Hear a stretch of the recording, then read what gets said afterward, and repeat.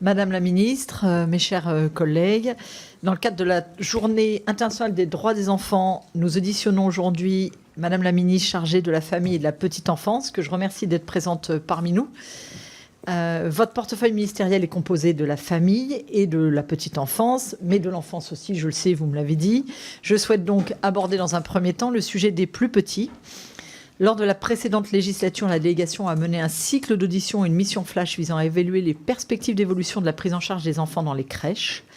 Et alors que le service public de la petite enfance devrait être opérationnel au 1er janvier 2025, on aimerait savoir quels sont les moyens mis en œuvre pour assurer son effectivité. Vous avez annoncé notamment un renforcement des contrôles des crèches. Selon quelles modalités et comment pensez-vous les assurer ? Les rapporteurs ont également émis des recommandations, dont notamment l'interdiction des accueils en surnombre ou des places ponctuelles en crèche, le fait de sortir du financement à l'heure, mais surtout l'inversement du ratio de qualification résultant du décret du 7 juin 2020, et j'aurais aimé vous entendre sur ces sujets-là. Dans un second temps, je souhaite évoquer avec vous le sujet de la famille. Nous constatons la difficulté à être parent aujourd'hui. La politique des 1000 jours est un support qu'il faut, à mon avis, développer. J'aimerais donc connaître votre ambition sur cette politique des 1000 jours. Et il y a quelques mois, votre prédécesseur travaillait à réformer le congé parental. J'aimerais savoir ce qu'il en est, si c'est toujours d'actualité ou pas. Enfin, lors de la précédente législature, la délégation a mené un cycle d'auditions sur la lutte contre les violences faites aux mineurs et la protection de l'enfance. Pouvez-vous nous indiquer quelle politique le gouvernement souhaite mettre en place pour lutter contre les violences faites aux enfants ? Allez-vous relancer les comités interministériels à l'enfance ? Enfin, je ferai un focus plus particulier sur l'aide sociale à l'enfance, vous l'imaginez bien. Il me semble important d'évoquer plusieurs points avec vous. Tout d'abord, concernant l'encadrement de ces enfants mis sous protection. Actuellement, il n'y a aucun taux d'encadrement en dehors des accueils en pouponnière et celui-ci date de 1974. Nous avons besoin, pour prendre en compte les besoins des enfants et pour rendre attractifs ces métiers, d'avoir des taux d'encadrement, nous en sommes convaincus. Nous souhaitons également que des mêmes taux soient établis pour tous les modes d'accueil du 0-3 ans, puis des taux en fonction de l'âge de développement des enfants. Madame la ministre, vous pouvez disposer du pouvoir réglementaire et j'aimerais savoir si vous pensez démarrer un travail avec les collectivités pour définir des taux rapidement, mais surtout une trajectoire pour y aboutir, car pour nous, il y a urgence. Les différents faits divers de ces dernières semaines doivent également nous interroger sur les contrôles des acteurs et des établissements qui accueillent ces enfants. Actuellement, ce sont les départements qui sont en charge de faire ces contrôles et qui, dans le même temps, autorisent, agréent et financent ces établissements. Il me semble nécessaire de permettre un contrôle externe. Comment envisagez-vous de faire intervenir l'État dans ces contrôles au-delà des quelques contrôles de l'IGAS qui ont eu lieu sur ces 20 dernières années ? Enfin, on constate que le nombre de mises sous protection progresse chaque année de 2%. Or, selon les syndicats de la magistrature, il est estimé que 3 500 enfants qui devraient être mis sous protection restent sans solution malgré un jugement. Et on se rend compte que les alternatives au placement en foyer ou chez un assistant familial qui existent dans la loi, comme l'accueil durable des bénévoles ou le placement chez un tiers digne de confiance, ne se développent pas. Comptez-vous porter quelque chose pour que ces accueils se développent ? Je terminerai mes propos en parlant de tous ces professionnels qui chaque jour œuvrent aux côtés de ces enfants et dont le métier est souvent vilipendé alors que nombre d'entre eux font un travail formidable. Malheureusement, tout ceci conduit à une désaffection de ces métiers. Donc nous avons, au sein de la délégation, plusieurs propositions pour améliorer l'attractivité des métiers. En premier lieu, il nous est remonté qu'il y avait une difficulté avec Parcoursup. Nous aimerions savoir si vous avez en tête de réfléchir à un nouveau mode de sélection des candidats à l'entrée de ces formations pour éviter toutes les difficultés qui nous ont été remontées. En second lieu, pensez-vous revoir les formations des métiers du social pour éviter notamment des spécialisations sur un domaine, soit enfance, soit handicap, soit personnes âgées, afin de permettre des déroulés de carrière, mais surtout renforcer l'attractivité de ces métiers. Et enfin, pensez-vous que notre proposition d'innover en créant de nouvelles catégories d'assistants familiaux qui permettraient à des accueillants familiaux d'exercer une autre activité à temps partiel, notamment les fonctionnaires, est une possibilité qui pourrait être ouverte ? Voilà, Madame la Ministre, ce que je voulais indiquer en introduction. Je vais donc vous laisser la parole maintenant pour votre propos liminaire et répondre à ces premières questions. Et ensuite, eh bien, chers collègues, les premiers orateurs de groupe auront la parole et puis après, on verra ce qu'il nous reste comme temps. Je vous remercie, Madame la Ministre, et je vous cède la parole. Merci Madame la Présidente, chère Perrine Goulet, Mesdames et Messieurs les députés, membres de la délégation des droits de l'enfant. Alors, je vais commencer effectivement par mon propos liminaire et je répondrai ensuite à vos questions extrêmement précises. Alors, je suis évidemment honorée d'être auditionnée aujourd'hui par la délégation aux droits de l'enfant de l'Assemblée nationale en cette semaine consacrée aux droits de l'enfant et suite au 35e anniversaire demain de la Convention internationale des droits de l'enfant.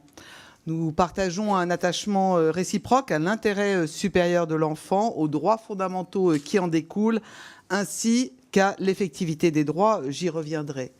L'attachement profond que la République française porte aux droits des enfants est toujours aussi vif et nous savons que nous avons ensemble beaucoup à faire encore pour que chaque enfant soit protégé. C'est avec un engagement sans faille que je veux honorer cet attachement. 2 mois après ma prise de fonction comme ministre délégué chargé de la famille et de la petite enfance auprès de Paul Christophe, je veux aujourd'hui vous présenter les priorités qui sont les nôtres. Je veux vous dire tout d'abord que ces priorités s'attacheront toujours à prendre en compte l'intérêt de l'enfant, à entendre sa voix, à lutter contre les violences qui lui sont faites, à le protéger. Protéger les enfants passe par la sécurisation des parents. La famille, dans toutes ses formes et diversités, doit être le lieu premier d'éducation et d'épanouissement de l'enfant. C'est pourquoi je suis convaincue qu'il y a un enjeu central à soutenir, accompagner, sécuriser les familles, les parents pour protéger les enfants. Dans le contexte préoccupant du déficit de naissance, je tiens à faciliter pour les parents la réalisation du désir d'enfant. Cela passe nécessairement par une confiance accrue des futurs parents dans la société tout entière. Chacune et chacun doit pouvoir envisager une parentalité sereine. Nous entendons porter une politique familiale de soutien aux foyers qui accueillent un enfant pour les accompagner et les soutenir dans ce moment de vie si particulier. Les 1000 premiers jours que vous avez cités, Madame la Présidente, sont, et nous le savons, grâce aux travaux de Boris Cyrulnik, une période cruciale pour le développement de l'enfant. Nous devons avoir une attention particulière pour les parents vulnérables, les familles isolées et les foyers qui éprouvent des difficultés. J'aurai ainsi un attachement fort à l'accompagnement des jeunes mères, à la prévention et à l'accompagnement de la dépression postpartum et au développement des actions favorables à la création du lien entre les parents et les enfants. Plus globalement, je crois et j'agirai en faveur de la prévention de l'altération du lien et de l'éducation. Nous travaillerons aussi activement à promouvoir la coparentalité, indispensable pour garantir le lien parent-enfant au-delà de la séparation. Par ailleurs, une parentalité sereine et un développement harmonieux de l'enfant exigent notamment une bonne conciliation entre la vie professionnelle et personnelle. C'est tout le sens de la mise en œuvre dès janvier prochain du service public de la petite enfance, dont l'objectif est de garantir l'accueil de tous les jeunes enfants de façon sécurisée, inclusive, accessible financièrement et partout sur le territoire. Il permettra aussi, et c'est essentiel, de placer la qualité de l'accueil du jeune enfant au centre de notre action, en s'appuyant sur un nouveau référentiel de la qualité de l'accueil qui doit être adopté d'ici la fin de l'année et des contrôles renforcés et mieux coordonnés, j'y reviendrai. Une meilleure reconnaissance et une plus grande attractivité des métiers de la petite enfance sont également un enjeu fort du nouveau service public de la petite enfance. J'ai souhaité accompagner ce développement par un chantier complémentaire que j'ouvre dès à présent relatif à la réforme du financement des lieux d'accueil du jeune enfant. Ce chantier global doit nous permettre de redéfinir les conditions de financement du secteur afin de favoriser la création de places d'accueil par les collectivités publiques et de mieux réguler l'ensemble du secteur. Il répondra aussi, dans cette approche globale, à la nécessité d'éviter toute dérive et les limites actuelles ayant été documentées par plusieurs rapports et livres dernièrement. J'aurai enfin une attention soutenue pour les autres modes d'accueil du jeune enfant, notamment l'accueil individuel, afin que la diversité de l'offre, d'une offre qualitative, corresponde à la diversité des choix et aux besoins des familles et des enfants. Nous travaillerons ainsi sur tous les leviers permettant de garantir la qualité et l'accessibilité de l'accueil du jeune enfant et plus globalement sur la création de conditions qui lui permettent de bien grandir, de s'épanouir, de s'éduquer et de se sociabiliser. Il nous faut donc agir sur toutes les composantes, interdire ce qui doit l'être, soutenir la parentalité numérique, lutter contre les cyberviolences, définir des solutions alternatives et je m'y emploierai avec force. J'aurai également à cœur de sensibiliser et soutenir les familles, de faciliter la prévention, la détection et l'accompagnement des troubles de santé mentale des enfants et d'agir sur leur déstigmatisation. Je souhaite poursuivre et renforcer les plans de lutte contre les violences faites aux enfants, soutenir les actions portées par la sphère publique, mais aussi associative, pour prévenir les risques et lutter contre les violences, toutes les violences faites aux enfants, qu'elles soient physiques, sexuelles, psychiques, quelle que soit leur nature. Enfin, je veux terminer mon propos par ce sujet essentiel et je vais vous dire toute ma préoccupation et mon ambition concernant la protection de l'enfance. Ma préoccupation, car nous la partageons avec les départements, avec les différents acteurs de la filière, le constat d'un secteur qui, dans son ensemble, va mal depuis de nombreuses années, avec des effets d'aggravation probables au cours de ces dernières années. J'aurai, n'en doutez pas, une attention toute particulière, que soit favoriser l'accueil des enfants dans les familles monoparentales, au bénéfice de l'enfant comme de son parent, notamment au développement des crèches à vocation d'insertion professionnelle. J'aurai de même une attention soutenue à l'accueil des enfants issus des familles les plus modestes et plus globalement à la question de la pauvreté infantile. Je serai pleinement engagée aux côtés du ministre des Solidarités, Paul Christophe, pour conduire et renforcer les politiques en faveur de ces enfants, que les conclusions de la mission d'information que vous avez lancée sur la pauvreté infantile nourriront très utilement. Une parentalité sereine, c'est aussi être outillé pour protéger et éduquer l'enfant face aux mutations du monde moderne. Les enfants sont confrontés aujourd'hui à différents risques et les parents sont parfois démunis pour y faire face. C'est pourquoi, eu égard de l'ampleur et de l'impact du phénomène, nous œuvrons prioritairement à la protection des enfants dans l'environnement numérique, face aux risques liés à l'usage et au contenu des écrans et à leurs effets. Nous connaissons l'impact de l'usage des écrans sur les tout-petits qu'il nous faut éviter. L'impact sur les enfants trop tôt confrontés à des contenus inappropriés à leur âge et qui menacent leur bon développement. L'impact sur les enfants du cyberharcèlement. L'impact sur les enfants comme sur les familles de l'omniprésence des écrans. Il nous faut donc agir sur toutes ces composantes, interdire ce qui doit l'être, soutenir la parentalité numérique, lutter contre les cyberviolences.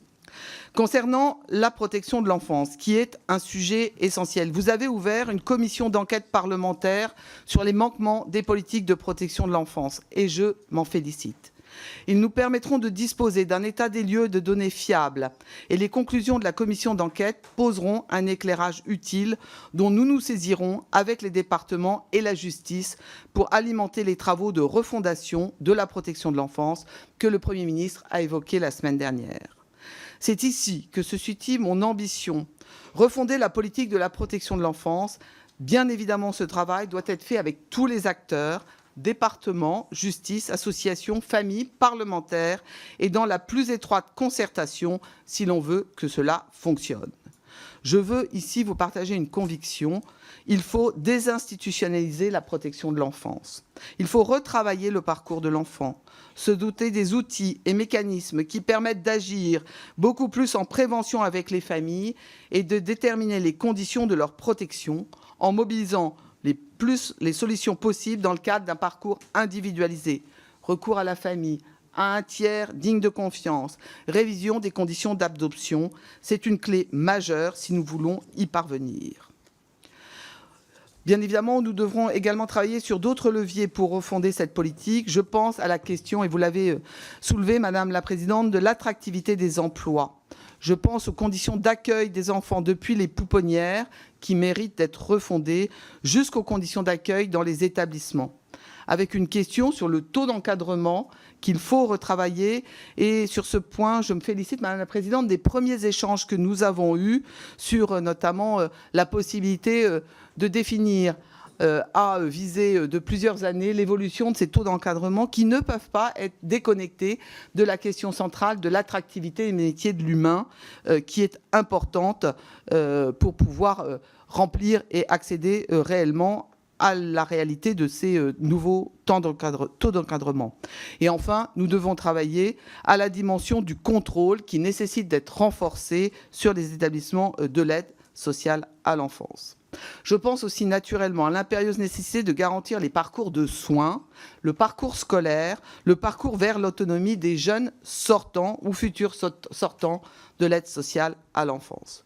Nous avons déjà pris certaines mesures, par exemple pour avancer sur la publication des derniers décrets d'application manquants de la loi Taquet de 2022, ou encore sur l'attractivité du secteur en posant le principe de la création d'un comité de filière qui, à l'instar de celui mis en place pour la petite enfance, rassemblera l'ensemble des acteurs pour faire des propositions sur l'évolution à la fois de l'attractivité et de la valorisation des métiers de la protection de l'enfance, mais aussi sur les formations et sur l'accès à ces formations. Mais tout est devant nous pour aboutir à cette refondation. Et les travaux de la commission d'enquête, et même ceux de la mission d'information sur les mineurs non accompagnés que la délégation des droits de l'enfant de l'Assemblée a lancé, ainsi que vos propositions, mesdames et messieurs les députés, au travers des nombreux amendements dont j'ai pris connaissance, sont et seront autant d'éléments indispensables pour nourrir la réflexion et concrétiser l'action de cet objectif. Soyez assurés de toute ma détermination pour œuvrer en ce sens. Madame la Présidente, Mesdames et Messieurs les députés, voici les priorités que je souhaitais partager avec vous en guise de préambule. Nous avons la même boussole, l'intérêt supérieur de l'enfant. Je suis à disposition pour écouter vos positions et répondre à vos interrogations. Je vous remercie pour votre attention. Alors, vous m'avez posé d'ores et déjà quelques questions, Madame la Présidente, dont j'ai répondu en partie dans mon allocution préparatoire. Néanmoins, je peux peut-être aller un peu plus loin sur les sujets sur lesquels vous m'avez sollicité. Vous posez la question qui est centrale et qui a été le premier sujet sur lequel j'ai été sensibilisée dès ma prise de fonction, c'est celui des crèches, du contrôle qualité dans les crèches, puisque à la fois les rapports de l'IGAS, mais aussi plusieurs livres, dont celui de Victor Castanet, ont fait part de certaines dérives dans la prise en charge, l'accueil et l'accompagnement des jeunes. Nous avons d'ores et déjà réaffirmé, je vous l'ai dit, notre volonté de publier un rapport et un référentiel national sur la qualité des crèches. C'est vrai que j'ai été impressionné par le fait qu'aujourd'hui, les contrôles dans les crèches sont avant tout des contrôles de sécurité. On contrôle si les planches sont à la bonne hauteur, si le crépi est assez gros. On contrôle s'il y a un jardin, mais on ne contrôle jamais si les enfants vont dans le jardin. On contrôle s'il y a des couches qui sont mises à disposition, mais on ne contrôle jamais si les enfants sont régulièrement changés dans les crèches. Et on ne contrôle jamais réellement quelle est la qualité de l'accueil et l'engagement réel des professionnels de la petite enfance qui œuvrent au quotidien. C'est l'objet de ces nouveaux contrôles qualité qui seront mieux coordonnés à l'échelle des départements par un plan annuel de contrôle entre ceux qui sont portés par la CAF, ceux qui sont portés par la PMI et ceux qui sont portés par l'État via les dettes. Et nous aurons ainsi une vision globale et des échanges et avec une possibilité de réactivité dès lors qu'il y a des suspicions qui existent sur telle ou telle structure petite enfance. Sur l'accueil, le nombre d'enfants, le taux d'encadrement dans les structures petite enfance. Là aussi, c'est un sujet qui est à la main et qui est travaillé par le comité de filière et qui sera lié au référentiel qualité qui sera publié d'ici un mois à peu près. En ce qui concerne le deuxième point que vous avez soulevé, Madame la Présidente, à savoir celui de la politique en faveur des familles, vous avez justement relever l'importance du dispositif 1000 premiers jours, extrêmement documenté sur l'impact des actions qui se portent entre le 4e mois de grossesse et les 2 ans révolus de l'enfant. On sait aujourd'hui que c'est une époque, et je l'ai dit, un moment crucial. Nous devons développer les actions de prévention, notamment par le développement des entretiens de santé, des entretiens périnataux auprès de la mère qui est enceinte pour la sensibiliser.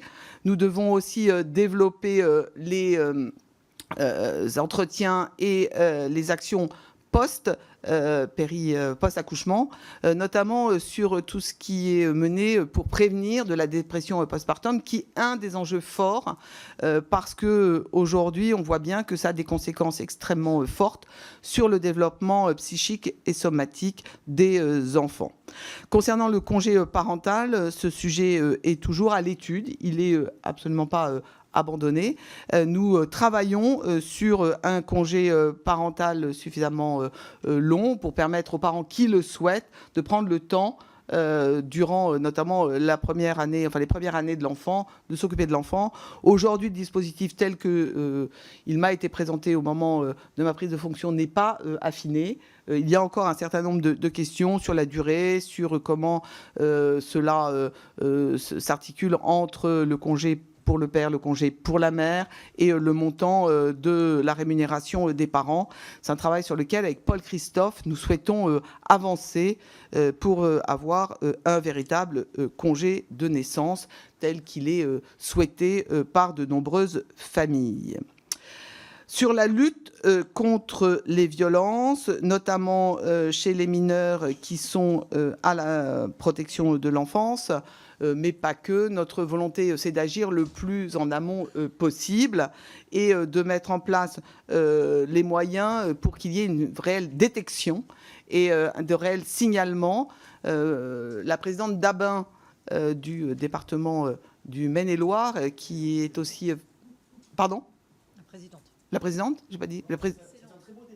Ah, pardon, c'est un très beau département. La présidente d'Abin, j'y étais encore la semaine dernière, a fait un rapport justement dont nous allons fortement nous inspirer pour faire en sorte qu'il y ait un meilleur croisement des faisceaux d'indices et de véritables détections en amont des signalements, notamment à des parcours renforcés au sein des CRIP, et pour faire en sorte que nous ayons évidemment une action la plus... anticipé possible pour faire en sorte que ces mineurs puissent être confiés à la protection de l'enfance. Et vous m'avez demandé si nous allions relancer le comité interministériel de l'enfance. J'y suis extrêmement favorable et je travaille en ce moment avec mes collègues pour que nous puissions avoir une feuille de route pour relancer ce comité interministériel, parce qu'on voit bien effectivement que ces questions de protection de l'enfance, si elles sont... principalement au sein de mon ministère, il n'en reste pas moins que nous devons travailler sur les questions de santé avec Geneviève Darrieussecq, sur les questions d'éducation nationale avec Anne Genetet et sur les questions de justice avec Didier Migaud. Donc il y a un vrai enjeu, et d'autres ministres, il y a un vrai enjeu d'interministérialité pour porter une vraie ambition pour les enfants notamment. Vous m'avez posé la question sur les pouponnières, principalement. Il est clair que le décret de 1974 sur les pouponnières est un décret qui a vécu.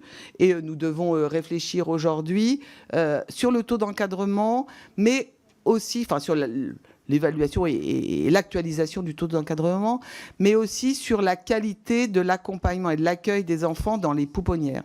Alors, le nombre d'enfants placés en pouponnière aujourd'hui est plutôt en baisse. Néanmoins, on voit, et il y a eu des études encore récentes, que les enfants doivent être portés au moins 20 minutes par jour.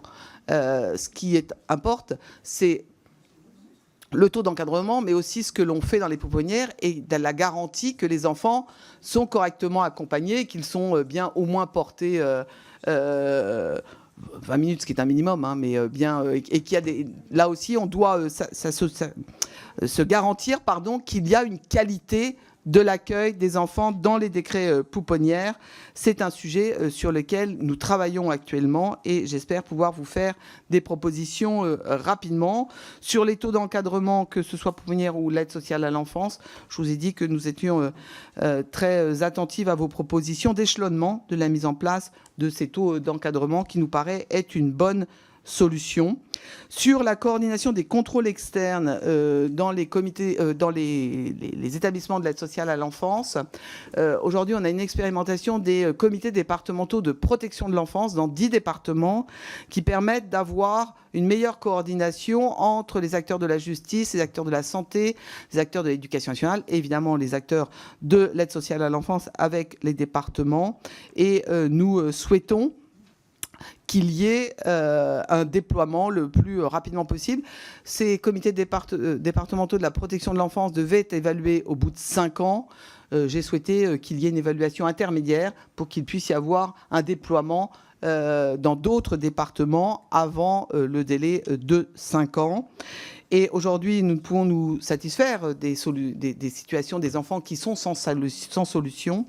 C'est la raison pour laquelle on doit entamer aussi un travail sur, alors ce que j'appelle, le mot est un peu techno, la désinstitutionnalisation de la prise en charge des enfants confiés à l'aide sociale à l'enfance.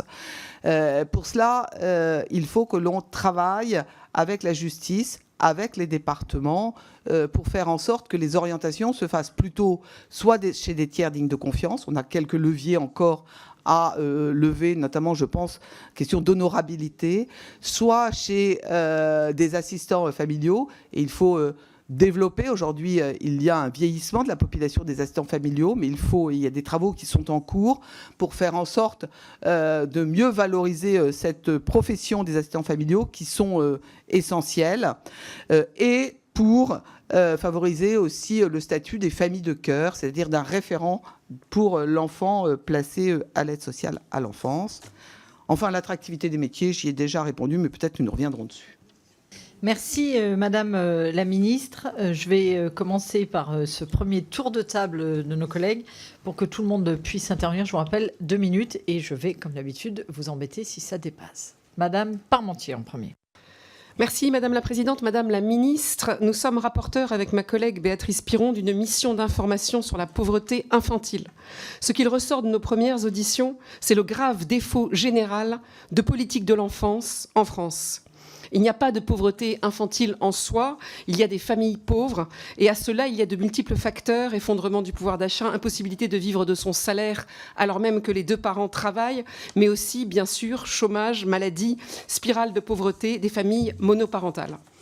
Les ministres valsent et les problèmes s'aggravent. La protection de l'enfance justifiait un ministère spécialement dédié et pas un ministère délégué. Sachant qu'il faut 6 générations pour sortir de la pauvreté, quelle politique comptez-vous mettre en œuvre, Madame la Ministre, pour enrayer ce fléau des enfants pauvres en France en 2024 ? Quelle sera votre priorité et votre marque à vous ? Et concrètement, où en est-on de la mesure des cantines à 1 €? Quel est le bilan de leur mise en place depuis 2019 ? Je vous remercie. Merci beaucoup. J'ai Madame Nicole Dubré-Chirard, s'il vous plaît. Merci Madame la Présidente, merci Madame la Ministre. Moi, je voudrais revenir sur la hausse des demandes de placement des enfants et le nombre d'enfants en attente de placement qui n'ont aucun accompagnement pour l'instant et qui sont remis à leur famille avec les 2 parties en difficulté. Ça, c'est la première chose. La deuxième chose, c'est je viens de finir une mission sur la psychiatrie avec Sandrine Rousseau et on constate qu'effectivement, dès le plus jeune âge, on a des troubles psychologiques et psychiques extrêmement importants chez les enfants, notamment chez les enfants qui font l'objet d'une demande de placement, avec une difficulté à les repérer. Et là, en tous les cas, au niveau scolaire, je pense qu'on a vraiment travaillé en partenariat avec l'Éducation nationale pour avoir des infirmières scolaires qui puissent faire du dépistage et de l'orientation et du suivi, mais aussi de la coordination entre les différents professionnels de santé. Et la dernière chose, c'est sur l'ordonnance de protection. Je ne sais pas si Madame la Présidente a posé la question, mais si on peut évoluer avec la justice sur l'ordonnance de protection des enfants qui font l'objet qui sont au milieu de violences intrafamiliales pour permettre cette protection. Je vous remercie. Merci beaucoup. J'ai Madame Marianne Maximi. Merci Madame la Présidente. Madame la Ministre, je crois que vous êtes la 3e ministre que nous auditionnons depuis la création de cette commission d'enquête. Alors, j'étais un peu inquiète avant de vous entendre et j'avoue que depuis que je vous ai entendu, je suis encore plus inquiète vis-à-vis de ce que vous venez de nous dire. J'avais une question, en fait, c'est que faites-vous depuis 2 mois? Vous êtes très rare dans les médias, très peu de sorties sur la question de l'enfance en général. Et donc, que faites-vous? Que faites-vous pour la petite enfance, notamment vis-à-vis du scandale des crèches privées lucratives? Je signale aussi qu'aujourd'hui, c'était un jour de grève et de mobilisation dans le secteur de la petite enfance. Mais que faites-vous pour la protection de l'enfance? Vous nous avez dit le secteur va mal. Il y a probablement une aggravation ces dernières années. Je ne sais pas comment vous pouvez mettre le mot probablement, en fait. Je ne sais pas où vous habitez, ce que vous avez pu lire pour mettre ce mot-là. Vous nous dites que vous attendez la commission d'enquête pour avoir des données fiables. Les données, on les a, hein, vous inquiétez pas. Il y a eu des rapports à ne plus en finir. Et en fait, je crois que le constat est unanime, partagé. La protection de l'enfance est en grave danger et les enfants en payent le prix des fois de leur vie. C'est la réalité aujourd'hui dans le secteur dans lequel vous arrivez. Vous nous parlez de 20 minutes par jour de portage, mais qui a sorti un chiffre aussi idiot? Comment on peut dire qu'un bébé en pouponnière a besoin de 20 minutes maximum, minimum? C'est des chiffres, c'est méconnaître en fait les besoins fondamentaux des enfants et notamment des nourrissons en pouponnière. Vous nous parlez de désinstitutionnalisation, c'est une belle visée. Aujourd'hui, il y a une urgence, c'est déjà d'exécuter des placements. Nous avons 3000 enfants qui patientent là où ils sont victimes de violences. Il y a des mesures d'urgence, il y a une feuille de route d'urgence à prendre. Moi, j'ai rien entendu de tout ça, donc je suis très inquiète. Le secteur continue à s'effondrer et je le redis, ce sont des vies d'enfants qui tombent avec ce secteur. C'est la réalité concrète de ce que vous êtes responsable. Donc, moi, je voudrais une feuille de route d'urgence. Qu'allez-vous mettre en place réellement pour faire en sorte qu'il n'y ait plus 3000 enfants qui attendent, qu'il n'y ait plus de syndrome d'hospitalisme dans les pouponnières aujourd'hui dans notre pays, qu'on n'ait plus des enfants qui se suicident dans des hôtels, qu'il n'y ait plus les départements qui décident de faire ce qu'ils veulent vis-à-vis de la protection de l'enfance. Merci, Madame Eda Adizadeh. J'espère ne pas avoir écorché votre nom. Le nom, c'était très bien. Et le prénom, c'est Aïda, comme l'opéra. Voilà, avec un Y. Merci, Madame la Présidente. Madame la Ministre, moi, je partage l'inquiétude de ma collègue Marianne Maximi. Il n'y a pas une semaine qui se passe en France sans qu'il y ait un scandale qui révolte vraiment toute la population française et les représentants que nous sommes sur des lieux qui accueillent des enfants que nous devons protéger. Ce n'est pas des faits privés, ce n'est pas des faits divers, ce sont vraiment des faits dont nous avons la responsabilité. Concernant la question du contrôle de ces lieux où sont placés les enfants, qu'il s'agisse de familles d'accueil, de foyers ou d'autres lieux d'accueil, il est entendu qu'il faudrait mettre en place plus de contrôles, mais qu'au final, on finirait par confier ce contrôle au département. Moi, je me demande comment se passerait l'inspection du travail si c'était les employeurs qui étaient chargés de mettre en place ces mesures d'inspection du travail. Il est absolument urgent de penser à mettre en place rapidement, pas au bout à l'issue d'un comité interministériel, parce que toutes ces mesures-là figurent dans des rapports, notamment dans le rapport du CESE qui a été rendu public récemment sur saisine du Sénat, de mettre en place urgemment une instance de contrôle indépendante qui soit sous la direction, enfin qui dépendent et qui répondent à l'État, mais pas au département, et que ça soit uniforme et que ça ne soit pas à la main des départements. Encore une fois, le temps de l'enfant n'est pas le temps des institutions. Il y a urgence, il y a des enfants qui souffrent. On parle de ceux qui meurent, mais c'est la partie immergée de l'iceberg. On ne parle pas de toutes ces vies brisées. Et pour échanger avec de nombreux enfants placés, anciens enfants placés, c'est vraiment des années et des années de souffrance qui traînent derrière. Et c'est autant de coûts personnels, mais aussi pour la société. Merci beaucoup, Monsieur Thibault Bazin. Merci Madame la Présidente pour l'organisation de cette audition, cette journée internationale des droits de l'enfant. Madame la Ministre en charge des familles et de la petite enfance, vous le savez, notre groupe de la droite républicaine est très attaché à la politique familiale, ayant porté historiquement son universalité. Votre propos liminaire témoigne de votre prise de conscience face à la baisse inquiétante de natalité et nous saluons votre souhait de répondre aux besoins des parents et surtout ceux des enfants. Il y a tant à faire et nous souhaitons y contribuer en étant force de proposition. Cela étant dit, j'ai été à la rencontre ce matin en Lorraine, à Rosières-aux-Salines, de professionnels d'un multi-accueil en grève pour dénoncer les problèmes rencontrés. Il s'agit d'un multi-accueil géré par un acteur privé non lucratif qui œuvre de concert avec la commune où il est implanté. Je me permets de vous relayer leur message. Référentiel bâtimentaire inadapté, taux d'encadrement insuffisant pour une prise en charge de qualité, notamment des plus petits, défaut d'attractivité des métiers, écueil dans la formation, modèle national PSU à revoir. Tout ceci ne relève pas des collectivités locales, mais bien du niveau national. Madame la ministre, nous avons ici, durant le premier semestre de cette année, une commission d'enquête sur le modèle économique et la qualité d'accueil des jeunes enfants. La rapporteure a fait plus de 70 recommandations. Certaines appellent des réformes structurelles. Je pense notamment à la révision du modèle de PSU, vous semblez vous y atteler. D'autres invitent l'exécutif à modifier des éléments réglementaires. La plupart des mesures préconisées ne relèvent pas du domaine législatif, mais du niveau réglementaire ou de la CNAF. Quelles mesures comptez-vous prendre ces prochaines semaines? Êtes-vous prête à demander une modification de la COG? Il faudra surtout mettre en cohérence les moyens avec les besoins dans une optique ambitieuse de rétablissement de véritables politiques familiales, de soutien à la petite enfance et à ses métiers. Enfin, je voudrais vous interroger sur l'absence de recensement centralisé des réservations de berceaux par les acteurs publics.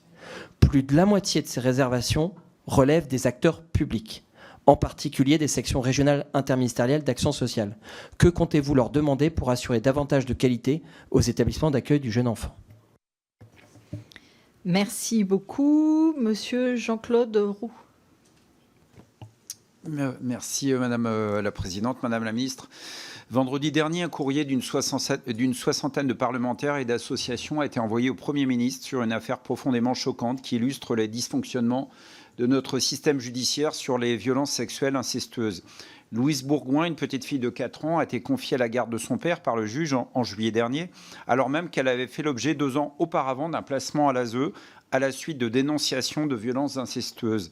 Alors même que le juge des enfants notait quelques mois auparavant que la résidence de cet enfant chez son père était inenvisageable du fait qu'elle nommait son père comme étant un agresseur. Nous parlons ici de la juridiction d'Orléans, mais nous, parlementaires, sommes fréquemment alertés sur d'autres cas dans d'autres territoires, y compris les nôtres. Ce ne sont pas évidemment les personnels de la justice qui sont à blâmer, mais bien un système, un manque chronique de temps et de moyens à dénoncer qui place les enfants dans des situations de violence que nous aurions pu leur éviter, que nous devons de leur éviter. Dans le cas de Pauline Bourgoin, nous, signataires de la lettre au Premier ministre, demandons une inspection de la juridiction d'Orléans pour faire toute la lumière sur les conditions qui ont pu amener à une telle décision. Donc, Madame la Ministre, comment expliquez-vous que de tels dysfonctionnements persistent, que des décisions de justice puissent être rendues en contradiction avec les avis des professionnels de santé ou de la protection de l'enfance?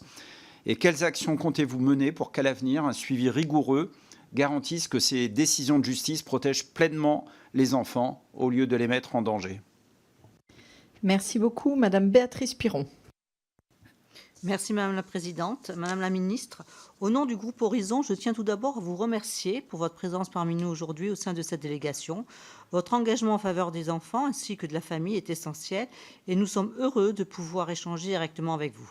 Je tiens également à vous remercier pour votre intervention vendredi dernier au Sénat à l'occasion des 35 ans de l'adoption de la Convention internationale des droits de l'enfant. Cet événement a rappelé avec force notre responsabilité collective envers les enfants qui doivent être placés au cœur de nos politiques publiques. Actuellement, je suis co-rapporteur d'une mission d'information relative à la pauvreté infantile avec ma collègue Madame Parmentier.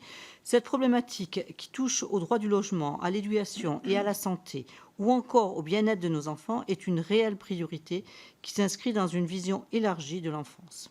Cela m'amène à m'interroger sur le périmètre d'action de votre ministère. Si la famille et la petite enfance sont explicitement au cœur de votre portefeuille, le terme plus global d'enfance semble quant à lui en partie obéré. En conséquent, le périmètre intégral de l'enfance est-il assuré au sein de votre ministère? Cette clarification serait précieuse afin de comprendre la collaboration des différents ministères mis en place pour garantir une action publique cohérente et efficace en faveur des enfants. Par ailleurs, comme évoqué lors du colloque du Sénat vendredi dernier, comment envisagez-vous la représentation et la participation des enfants au sein de nos instances? Vous avez parlé de priorité à écouter et à entendre nos enfants, afin qu'ils disposent d'une véritable voix au chapitre et pour que les mesures adoptées répondent pleinement à leurs besoins. Je vous remercie. Merci beaucoup. Monsieur Olivier Servat.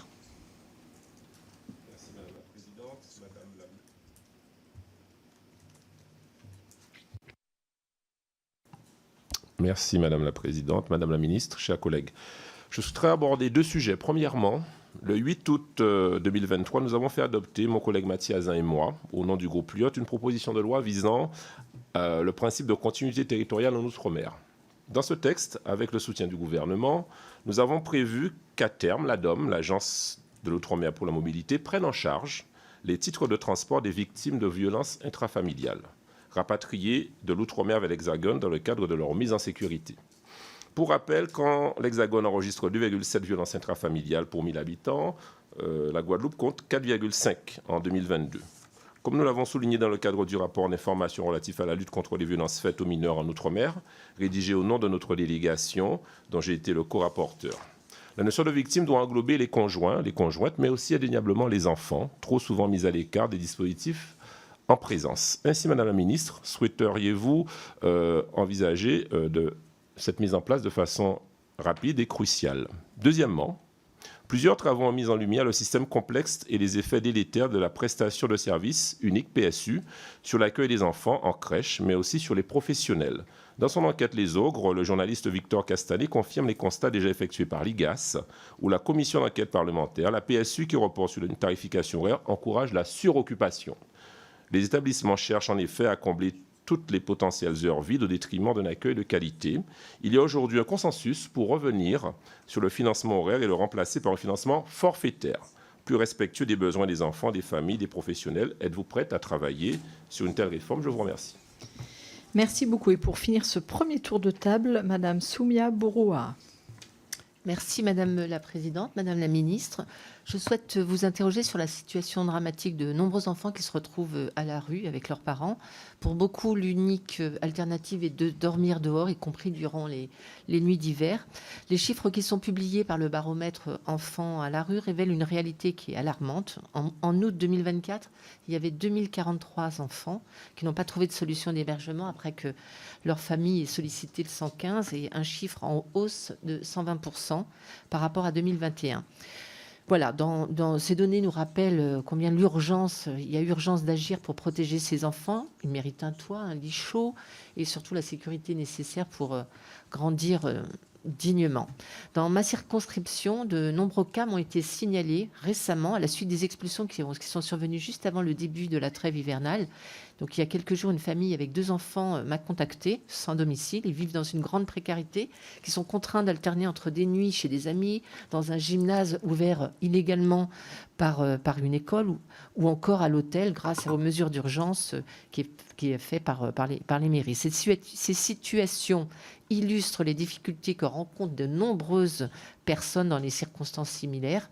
Les aides qui sont proposées sont temporaires et ne constituent aujourd'hui pas une réponse structurelle à cette crise humanitaire.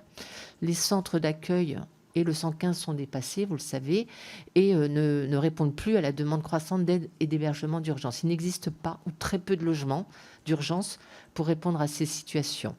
Des vies, notamment celles des enfants, sont mises en danger, ce qui conduit régulièrement à l'intervention de l'ASE, qui peut aller jusqu'à des placements des enfants, laissant les parents dans des profondes détresses. Donc, Madame la Ministre, je pense qu'il est inacceptable qu'un pays comme le nôtre tolère de telles indignités, et je voudrais savoir ce que vous comptez entreprendre concrètement et rapidement dès aujourd'hui pour garantir qu'aucun enfant ne soit contraint de dormir dans la rue cet hiver et au-delà.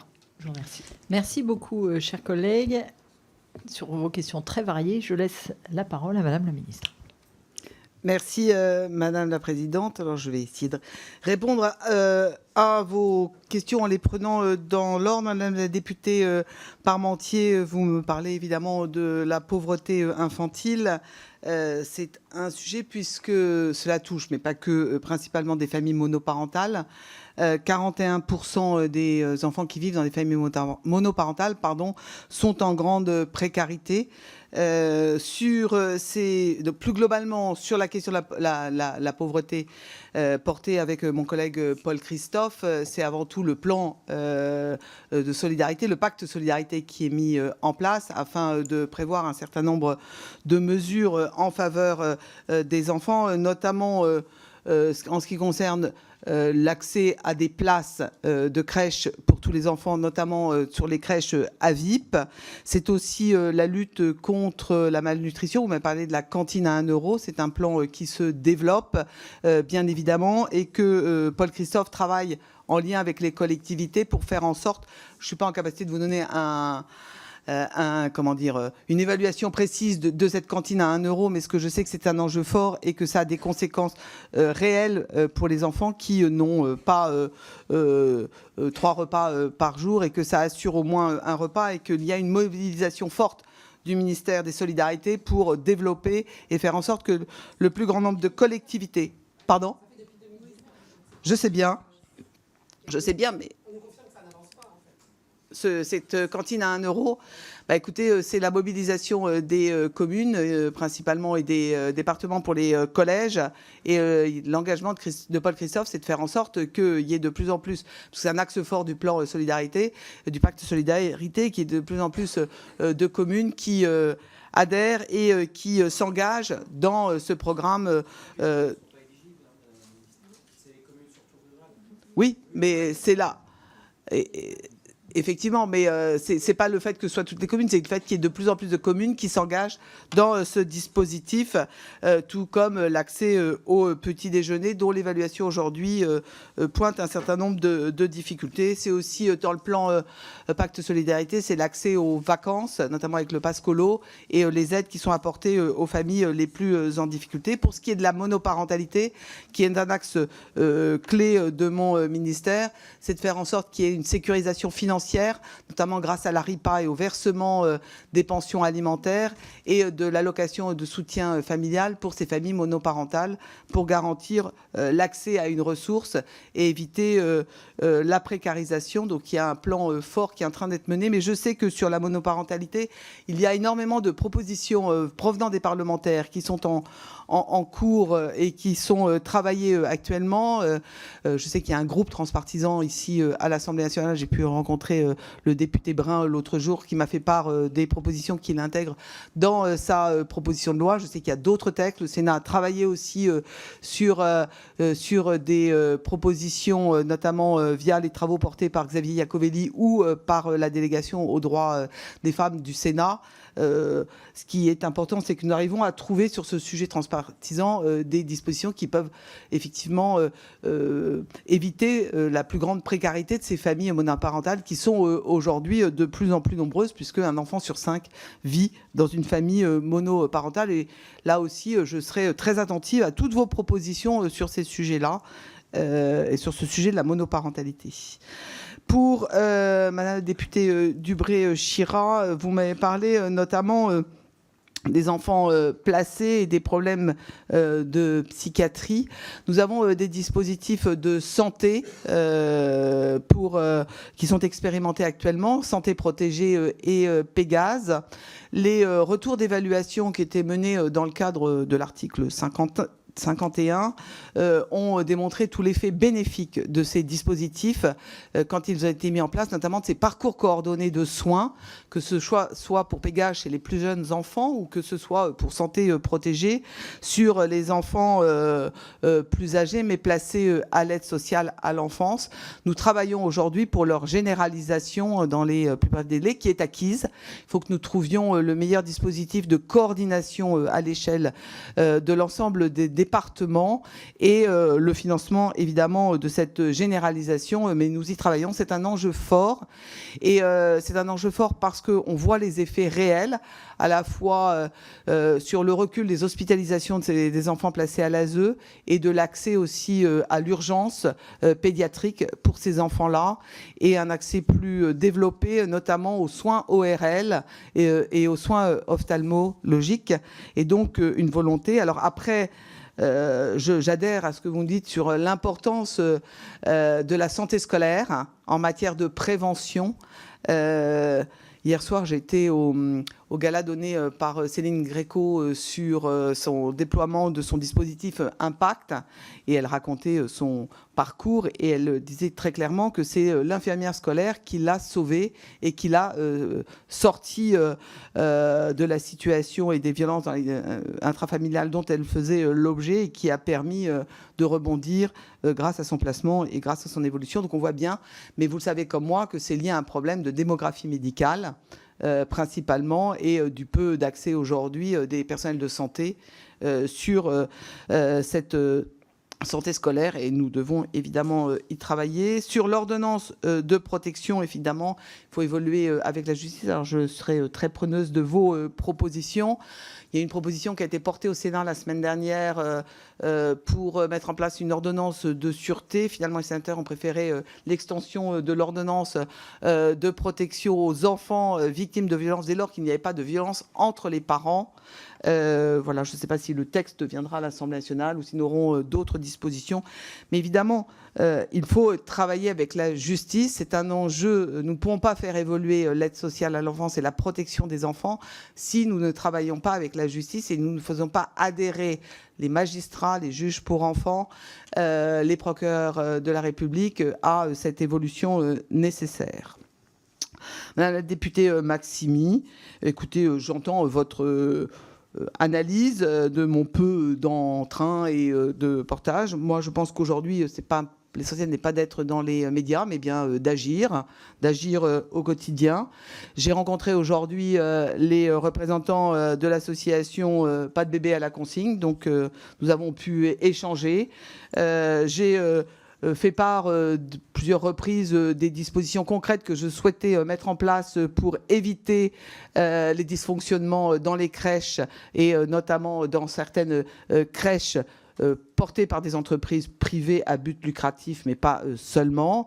Je vous ai parlé du référentiel qualité, je vous ai parlé de l'extension et de la meilleure coordination des contrôles, je vous ai parlé des rapports de l'IGAS, le travail qui est porté par le comité de filière avec des annonces qui va déboucher sur des travaux très prochainement. Bref, je pense que nous agissons, peut-être sans bruit, mais la volonté, c'est que concrètement, nous puissions mettre en place des actions et travailler avec tous les partenaires.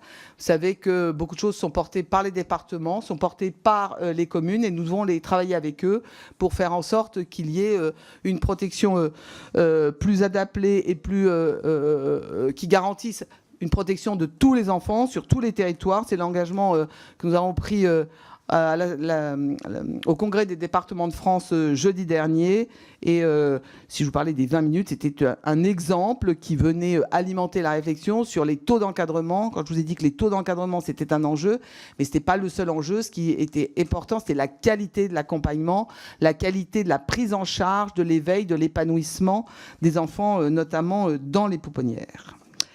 Madame la députée Adi Jadeh, j'espère que je dois mal prononcer votre nom, j'en suis désolée. Vous me parlez des contrôles des départements. Effectivement, on ne peut pas considérer que les départements qui doivent être jugés partis doivent être les seuls à contrôler les structures.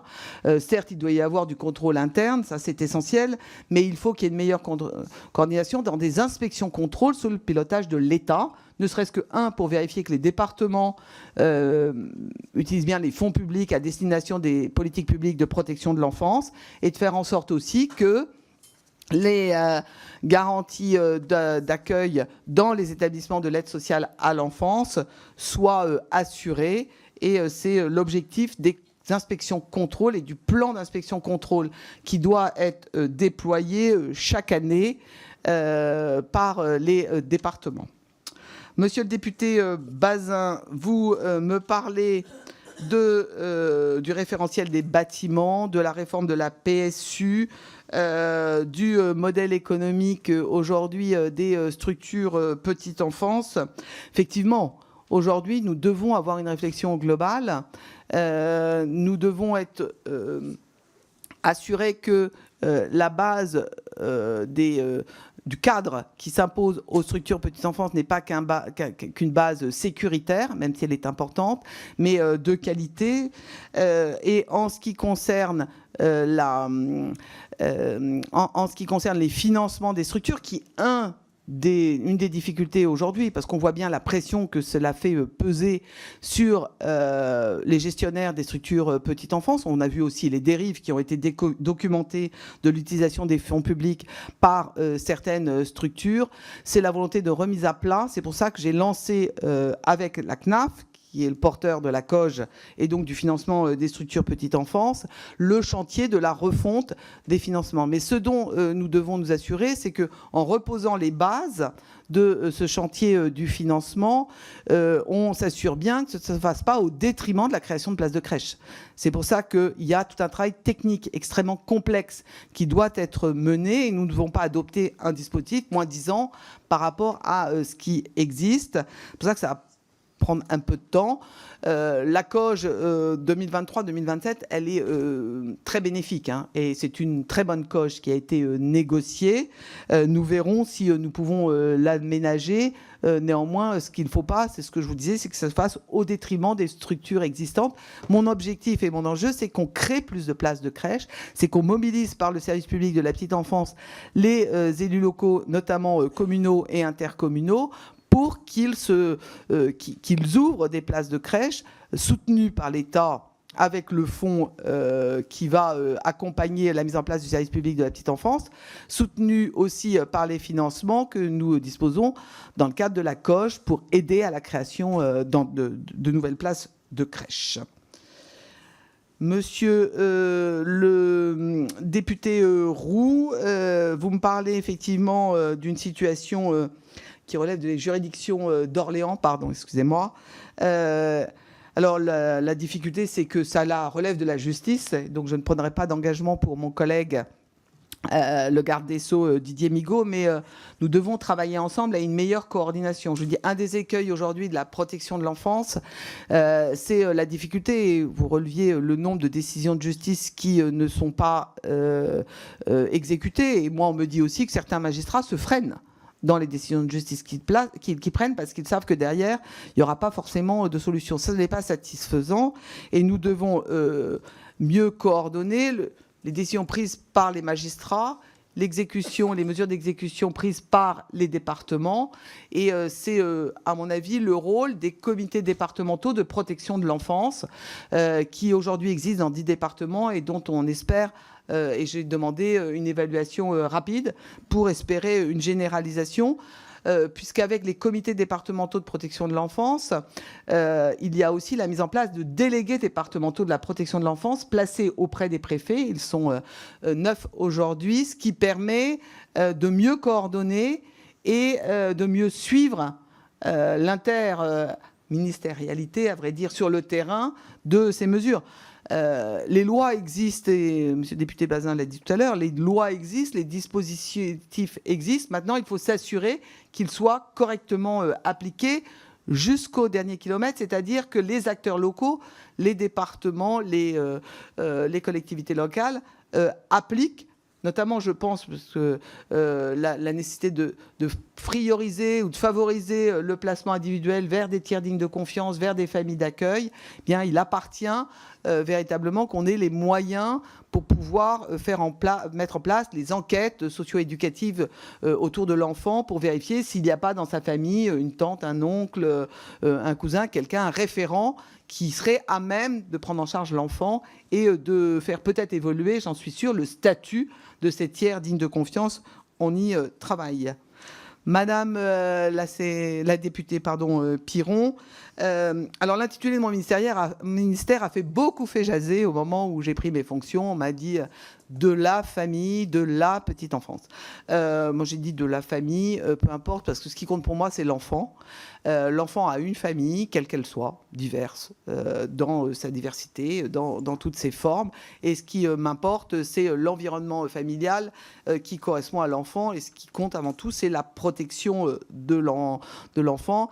Alors, de la petite enfance, je pense, c'est vrai que j'ai jamais eu cette discussion avec le Premier ministre, que c'est sûrement parce qu'il voulait mettre le focal sur la politique prioritaire du service public de la petite enfance. Mais rassurez-vous, dans mon décret d'attribution, il y a l'enfance.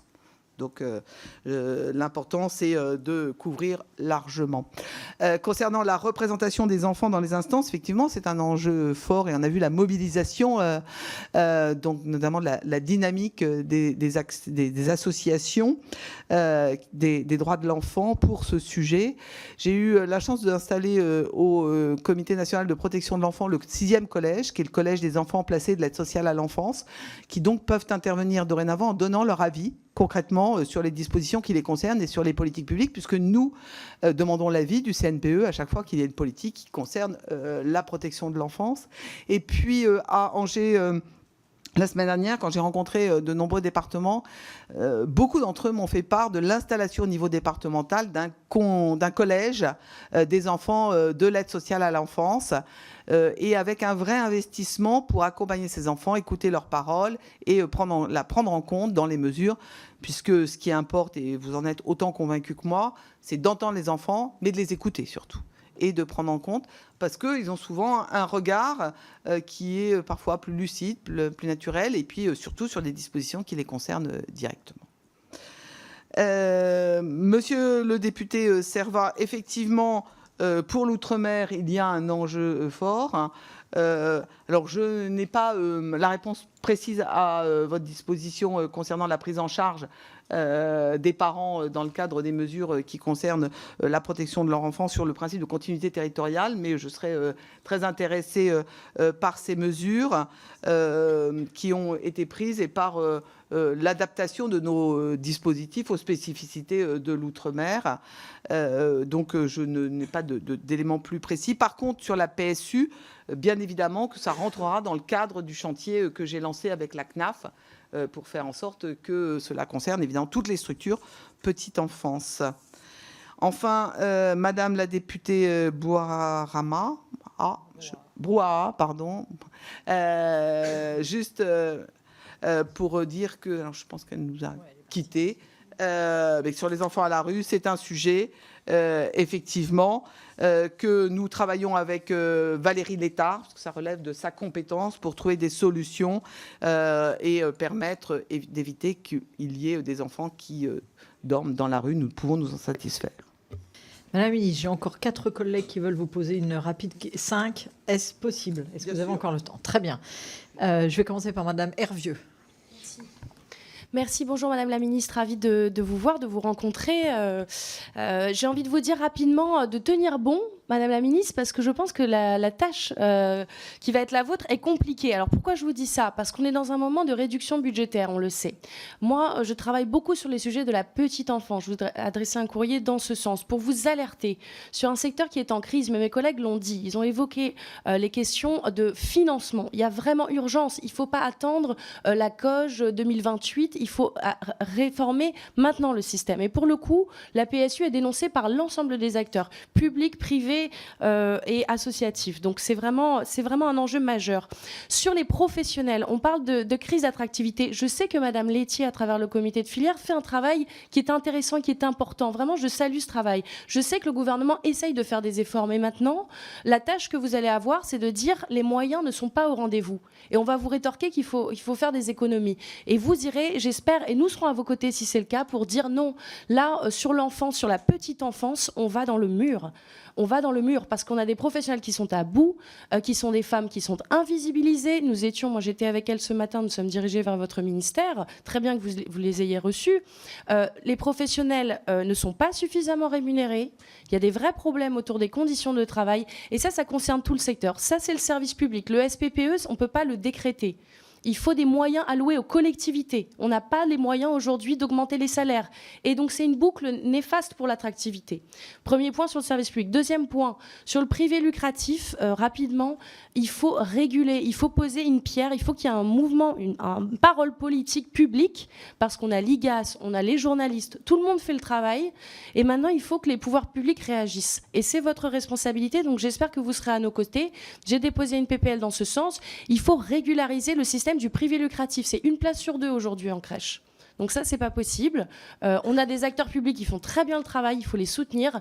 Et il faut à un moment donné qu'on se dise la marchandisation du secteur petite enfance, il faut y mettre un frein parce que ça ne garantit absolument pas une qualité d'accueil pour nos jeunes enfants. Merci beaucoup. Madame Alexandra Martin. Merci Madame la Présidente, Madame la Ministre. Le plan de lutte contre les violences faites aux enfants 2023-2027 vise à renforcer la prévention, la détection et la prise en charge des enfants victimes de violences physiques, psychologiques ou sexuelles.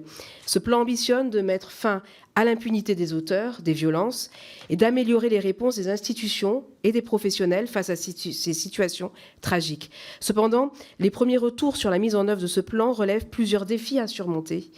Bien que des mesures concrètes aient été prises, telles que la formation renforcée des professionnels, la mise en place d'un numéro spécifique d'urgence, la généralisation des référents violences dans les écoles et structures médico-sociales, des lacunes persistent, en particulier les violences psychologiques et l'exposition aux violences conjugales, qui touchent souvent les enfants de manière invisible, demeurent des enjeux de détection et d'accompagnement difficiles. De plus, certaines régions rencontrent encore des difficultés d'accès aux dispositifs de soutien spécialisés et des délais d'intervention demeurent trop longs dans certains cas. Quelles actions supplémentaires envisagez-vous pour renforcer la mise en œuvre de ce plan ? En particulier en ce qui concerne la détection précoce des violences invisibles, l'amélioration des délais d'intervention, ainsi que la coordination entre les différents acteurs qui est essentielle pour offrir un parcours de prise en charge plus rapide et mieux adapté aux besoins des enfants victimes. Merci. Merci beaucoup. Monsieur Stéphane Vogetta.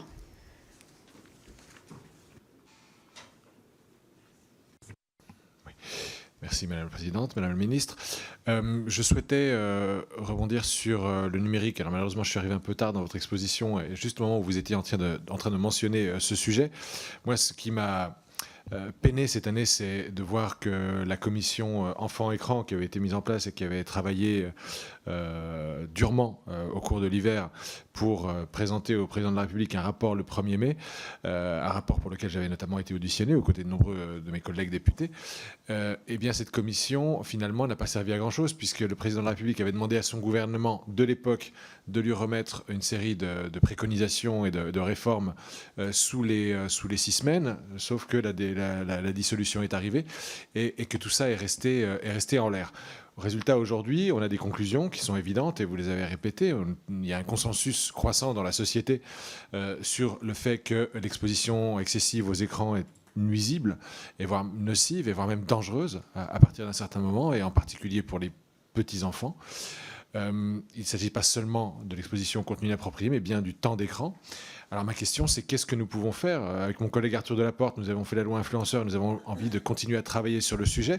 Vous-même, vous avez mentionné, et c'est la seule note que j'ai prise aujourd'hui, que vous étiez prête à interdire, ou en tout cas, vous dites il faut interdire ce qui doit l'être, mais que pensez-vous nécessaire d'interdire afin de mieux protéger nos enfants ? Est-il possible d'interdire quelque chose qui protégerait effectivement nos enfants d'un temps excessif d'usage des écrans ? Merci beaucoup. Madame Nathalie Collin-Osterley. Merci Madame la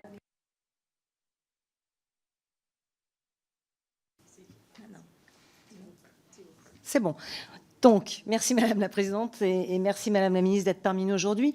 Ma collègue Alexandra Martin en a parlé tout à l'heure. Le plan de lutte contre les violences faites aux enfants qui a été présenté par le gouvernement en novembre dernier, novembre 2023, marque une avance importante dans la protection de l'enfance face aux violences intrafamiliales. Cependant, il nous semble important de connaître l'état d'avancement de ce plan pour s'assurer que les engagements qui ont été pris se traduisent concrètement sur le terrain. Et dans ce cadre, il nous semble important d'obtenir un point d'étape sur la mise en œuvre des mesures qui visent à prévenir les violences intrafamiliales et conjugales impactant les enfants, les dispositifs qui sont effectivement déployés pour accompagner les enfants identifiés comme victimes ou témoins de violences, les outils mis à disposition des professionnels pour repérer le plus en amont ces situations. Par ailleurs, il est primordial de rappeler que les enfants qui sont exposés aux violences conjugales ou qui sont victimes collatérales de féminicide subissent des traumatismes profonds, durables, qu'ils soient témoins directs des violences ou indirectement affectés par leur environnement familial. Cette réalité, bien que largement documentée, appelle à un renforcement des dispositifs spécifiques en leur faveur. La loi du 18 mars 2024 vise à renforcer la protection et l'accompagnement de ces enfants. Cependant, des préoccupations subsistent quant à la mise en œuvre effective de ces dispositions. Pourriez-vous préciser dans ce cadre quels moyens supplémentaires seront déployés pour améliorer la prise en charge psychologique et éducative des enfants qui sont touchés par ces violences ? Quelles mesures spécifiques sont envisagées pour mieux protéger ces enfants et prévenir les conséquences graves liées à ces expositions, notamment dans le cas des féminicides, où le parent survivant est souvent en difficulté pour garantir leur stabilité. Et enfin, comment votre ministère entend-il garantir une meilleure coordination entre les acteurs sociaux, judiciaires, associatifs pour répondre à cette problématique? Merci beaucoup. Et pour terminer, Madame Sylvie Bonnet. Merci Madame la Présidente. Madame la Ministre, avec mon collègue des Ardennes, Pierre Cordier, nous avons été alertés sur la détresse de nombreuses personnes nées d'une mère ayant accouché sous le secret. Il y a environ 400 naissances sous X chaque année dans le pays. Cette procédure évite d'ajourner un drame à la détresse en permettant que la naissance se passe dans les conditions optimales de sécurité pour la mère comme pour l'enfant à l'hôpital. Toutefois, cela prive en contrepartie l'enfant de l'accès à ses origines, alors que ce droit a été consacré par la Convention internationale des droits de l'enfant, signée par la France en 1990 et par la Convention européenne des droits de l'homme. Plusieurs évolutions législatives sont venues renforcer l'information délivrée à la femme enceinte, notamment sur la possibilité de laisser à son enfant des informations précises concernant ses origines. Généalogie, antécédents médicaux, contexte de la grossesse. Par ailleurs, la jurisprudence française accorde une importance de plus en plus grande au droit de l'accès aux origines, avec par exemple la reconnaissance par plusieurs décisions de justice des droits du père ou des grands-parents de l'enfant né sous X. Dans ce contexte, le collectif des nés sous X, d'ici ou d'ailleurs, rappelle que la France et la Pologne sont les 2 seuls pays européens à interdire les tests génétiques dans le cadre de la recherche de ses origines. Ce collectif estime également qu'il serait souhaitable de trouver un meilleur équilibre entre les intérêts de la mère et ceux de l'enfant, avec un accouchement dans la discrétion plutôt que dans l'anonymat total. Ma question est la suivante. Quelles sont les pistes que vous pourriez mettre en œuvre dans le cadre de vos fonctions afin de permettre aux personnes nées sous X d'avoir accès à leur origine? Merci. Madame la ministre, je vous laisse la parole pour répondre à ces dernières questions. Merci, Madame la Présidente. Madame la députée Hervieux, alors je sais que vous avez posé une question d'actualité au gouvernement tout à l'heure sur ce sujet qui vous tient à cœur et que nous aurons un débat sur votre proposition de loi au mois de décembre, je crois, très exactement.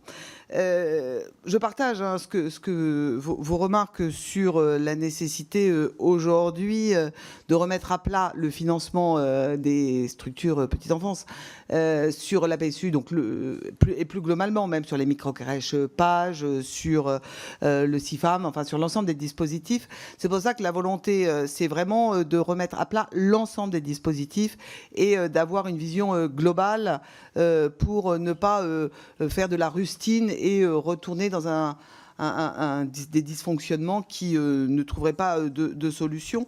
J'ai bien conscience que le service public de la petite enfance ne va pas tout solutionner. Néanmoins, moi, je crois beaucoup à la place des élus locaux, la place des maires et leur capacité véritablement à trouver les bonnes réponses adaptées. Parce qu'on voit que d'un territoire à l'autre, en matière de petite enfance, c'est-à-dire que je suis allée dans le Tarn, je suis allée en Saône-et-Loire, enfin j'ai déjà visité beaucoup de structures petite enfance, et que ce soit une MAM ou que ce soit une crèche de 20 ou 30 berceaux, que ce soit une micro-crèche, que ce soit des assistants maternels, que ce soit parfois même, j'ai vu des modes de garde itinérants. Bref, il y a plein de solutions qui peuvent être imaginées, parce que l'objectif, c'est que on trouve les modes de garde les plus adaptés et qu'on ait une offre suffisante. Mais vous avez raison, il n'y aura pas de déploiement et de multiplication des modes de garde, des modes d'accueil, de la petite enfance si nous n'avons pas de professionnels. Et aujourd'hui, l'enjeu fort, c'est celui de l'attractivité des métiers, notamment des métiers de l'humain. J'ai oublié de répondre tout à l'heure à une question qui est celle des parcours. Je pense qu'aujourd'hui, et c'est tout le travail que mène le comité de filière, et vous avez raison qu'il faut maintenant déboucher sur des réflexions et des actions concrètes. Il y a une question de rémunération, mais pas tant que ça, parce que la rémunération a été augmentée dans le cadre des accords Ségur notamment. Alors il reste encore certaines certaines entreprises privées qui ont du mal à mettre en place des accords de branche pour pouvoir bénéficier du bonus attractivité. Néanmoins, il n'y a pas simplement une question de rémunération, il y a une question aussi de conditions d'exercice de la profession, de temps d'échange des pratiques, de capacité à pouvoir avoir des réunions collectives, d'être accompagné. Je pense que ça, le service public de la petite enfance pourra y participer par des professionnels référents à l'échelle communale ou intercommunale. Et c'est l'enjeu, effectivement, de ce déploiement du SPPE et aussi de l'accompagnement de l'État, des collectivités territoriales, des communes et des intercommunalités pour justement avoir un meilleur accompagnement des professionnels. Puis ça pose aussi la question de la validation des acquis d'expérience, des parcours de formation, des capacités de stage, d'insertion, etc. Moi, je disais, je viens du monde de l'insertion des jeunes, parce que j'étais présidente de ma mission locale il y a encore 2 mois, et je rencontrais souvent des jeunes filles, ils me disaient, je voudrais travailler avec des enfants, et au final, elles travaillaient rarement avec des enfants. Donc il y a bien un blocage entre le désir et la réalisation, et on voit bien que là, il faut qu'on travaille ensemble. Parler de parcours sup tout à l'heure, c'est un sujet, mais pas que. Donc voilà, et sur le privé lucratif, nous avons fait des annonces. Alors j'attends les retours du rapport de l'IGAS sur la Maison Bleue très prochainement, qui va donner des clés de lecture sur l'ensemble des entreprises. Il y a une procédure qui est engagée, vous le savez, contre People and Baby. Voilà, et donc aujourd'hui ça évolue, et puis il y a la possibilité effectivement pour l'IGAS de faire d'autres contrôles structures pour vérifier que l'utilisation des fonds publics ne se fait pas au profit de dirigeants, mais bien au profit de la qualité de l'accueil. Et ça, nous serons absolument très attentifs. Madame la députée Martin, vous me parlez effectivement d'un sujet qui est celui des violences et de la détection des violences faites aux enfants. C'est le rôle principalement du 119 aujourd'hui, porté par le GIP Enfance Protégée.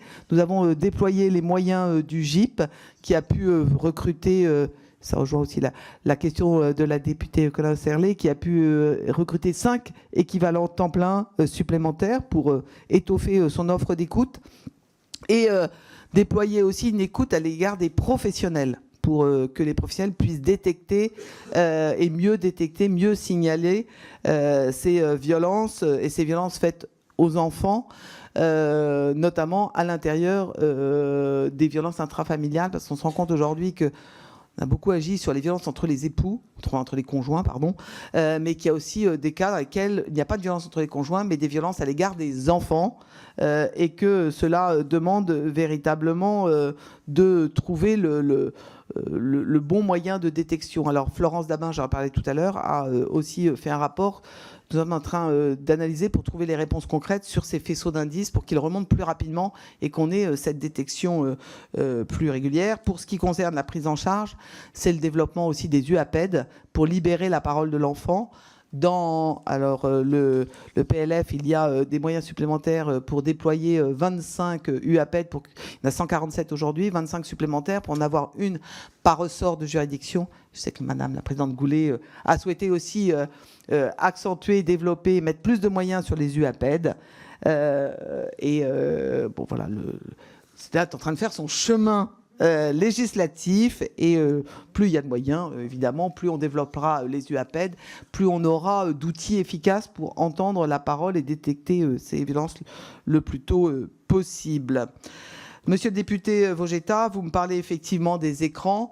C'est un sujet sur lequel, alors moi je regrette qu'il y ait eu un stop and go dans les travaux et les contributions qui sont les vôtres. C'est vrai que j'ai eu l'occasion de rencontrer quelques acteurs de ce sujet-là. Je n'ai pas encore fait très clairement le tour complet de la question. Néanmoins, nous avons la volonté de mettre en place des mesures fortes. Je pense que les écrans avant 3 ans, c'est une vraie difficulté. Moi, je serais assez favorable à l'interdiction des écrans pour les enfants de moins de 3 ans. Après, il faut voir comment cela peut concrètement se mettre en place, parce que nous n'irons jamais dans la famille, hein. Donc au moins dans les lieux publics et dans certains... Puis faire passer des messages aussi d'éducation. Moi, je suis frappée par la demande des parents d'aide sur ces sujets-là. L'autre jour, j'étais inauguré une école à côté de chez moi, et magnifique, etc. Je vois des parents d'élèves, m'ont pas tellement parlé des conditions de scolarisation de leurs enfants, etc. Ils m'ont tous parlé des écrans et des difficultés qu'ils avaient à gérer dans leur famille ces écrans avec les enfants. Donc là, il faut qu'on déploie des aides pour les parents et en fixant un certain nombre de limites. Il y a tout un travail qui est fait aussi avec le contenu. J'ai vu l'ARCOM l'autre jour qui travaille sur ce sujet-là pour effectivement dorénavant avoir notamment un contrôle sur l'accès aux images pédopornographiques. Bref, il y a des vrais sujets, mais je suis très preneuse de vos travaux et on pourra peut-être se rencontrer pour échanger plus durablement sur ces questions-là.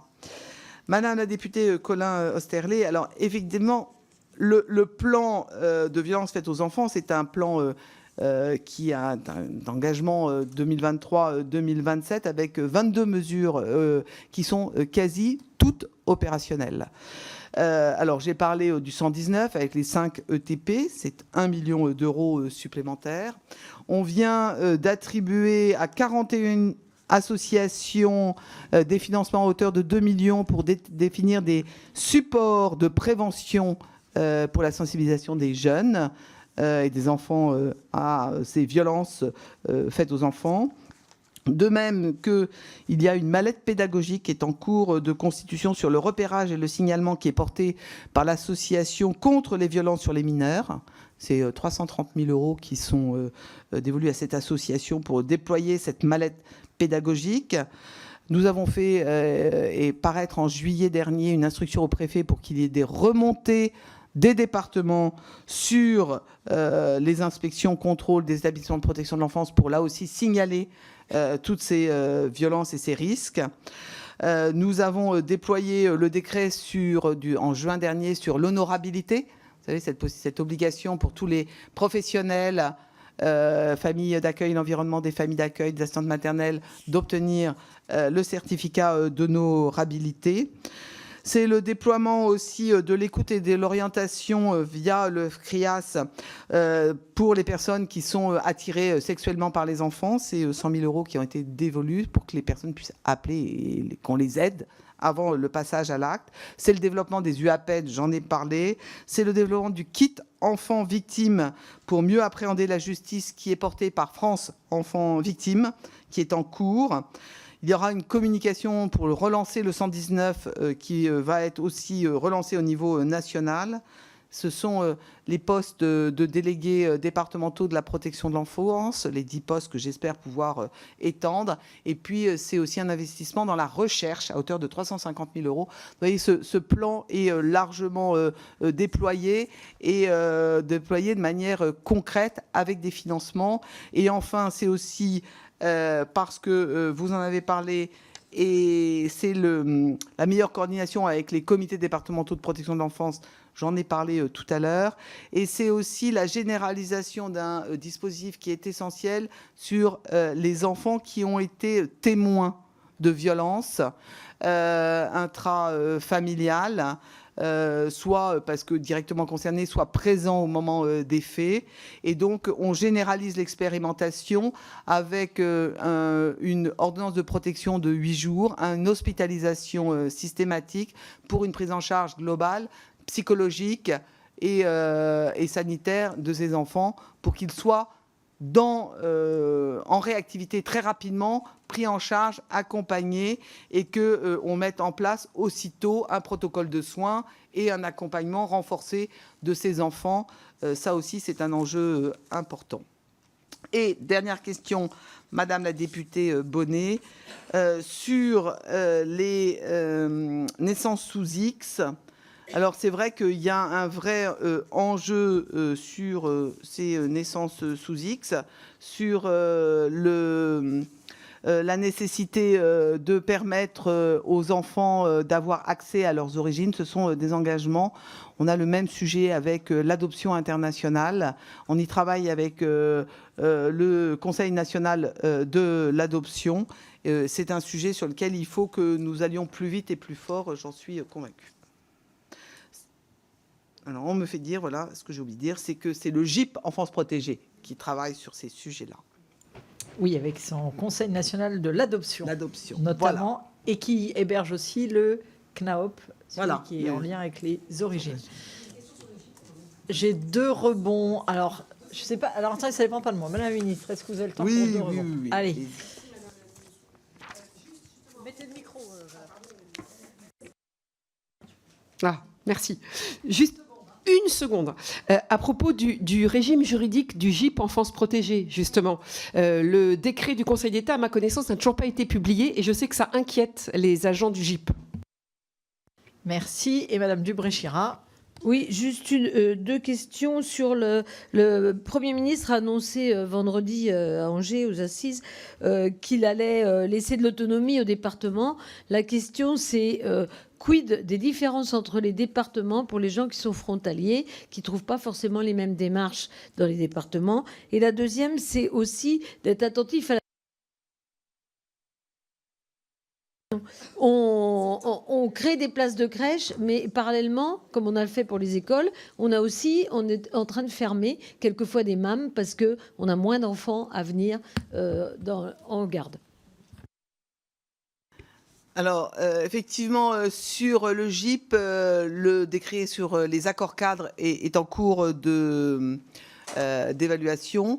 Il vient d'arriver dans les services parce que le GIP vient de saisir les services de la DGCS sur ce décret accord cadre. Effectivement, la particularité du GIP, c'est qu'il y a beaucoup de personnels mis à disposition qui viennent d'administrations différentes et qui ont des conditions et d'exercices professionnels différents parce que c'est les mises à disposition. On doit travailler sur une meilleure harmonisation, mais c'est prévu, oui, il faut que ce soit rapide parce que le GIP Enfance Protégée a eu quelques soubresauts à sa mise en place et là, il faut qu'on stabilise le GIP pour qu'il remplisse véritablement ses missions dont on a besoin. Donc, je vais veiller à ce que ça aille assez vite. Sur les frontaliers du Bréchirat, c'est un sujet, effectivement, mais qui pose toujours, on a toujours des déséquilibres. Hein. C'est clair qu'avec la Suisse, avec le Luxembourg, tous nos collègues qui sont dans ces zones-là font part à chaque fois des problématiques spécifiques. C'est vrai que il faut qu'on regarde un peu plus au cas par cas. Et votre dernière question concernait, j'avais une réponse. Oui, la démographie sur les places de crèche, c'est tout l'enjeu du schéma. C'est des schémas que doivent être réalisés par les collectivités, par les communes, qui vont pouvoir déterminer le besoin et l'offre en face et faire adapter. Quand il y a un besoin, il faut créer de l'offre. Après, ce dont on a besoin, mais c'est vrai pour la protection de l'enfance, c'est vrai aussi pour la petite enfance, c'est parfois de faire évoluer nos structures. Parce que les modes d'accueil correspondent aussi à l'évolution des besoins des parents. Donc, voilà. Merci beaucoup, Madame la Ministre. Un dernier mot en parlant de décret. Ce n'est pas complètement votre ministère, c'est le ministère de la Justice. Mais je tiens à vous alerter sur le décret sur les administrateurs ad hoc. Oui.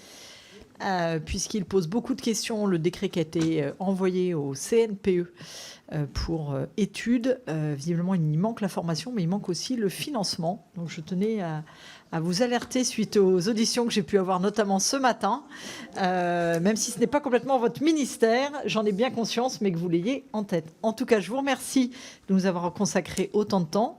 Nous restons bien entendu à votre disposition pour tous les travaux que vous souhaiteriez. Et on vous souhaite surtout bon courage et on est ensemble pour faire avancer cette enfance. Merci beaucoup.